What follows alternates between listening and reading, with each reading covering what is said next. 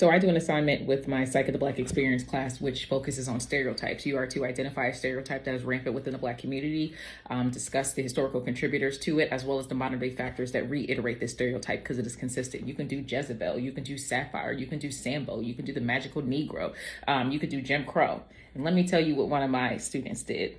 I chose the example of Sambo, or happy slave, in reference to some Black comedians today. The Sambo was usually a male that was depicted as being overly content with life, no matter how bad it got, never complained, and was seen as stupid. They were also seen as childish, and never took anything serious in dire matters. The South created this image of blissful slaves to create a sorry excuse for what they've done. A person that I feel as though is a prime example, and a very recent example of this, is Chris Rock. Though I was born in 2002, I did grow up seeing his jokes firsthand, and it felt as though his true audience was never Black people. Chris Rock has made a living from making jokes at Black people's expense. When my mother went to his few of his shows, she noticed too that the crowd was overly white and his jokes were just overtly anti-Black. One of the jokes he made against Black people was about Stevie Wonder, saying the reason he can't read is because he's Black, not because he's blind.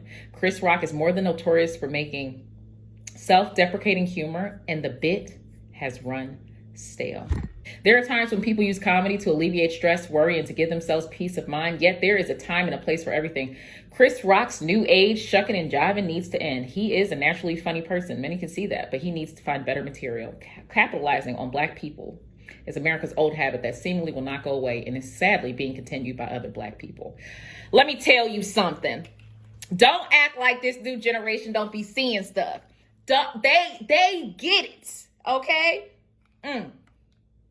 One of the smartest students I got, yo. One day I hope she'll let me work for her. Don't like when people try to say like, oh, the youth don't know what they talking about. They're not critically thinking. Yes, they are. Y'all not asking the right questions, or y'all are not challenging them. She wrote this last year. All I'm doing, and the reason why this reminded me of this, I'm reading all these blogs and I'm like, yo, Cabria wrote this last year. Challenge these students, yo. Good job, Cabria.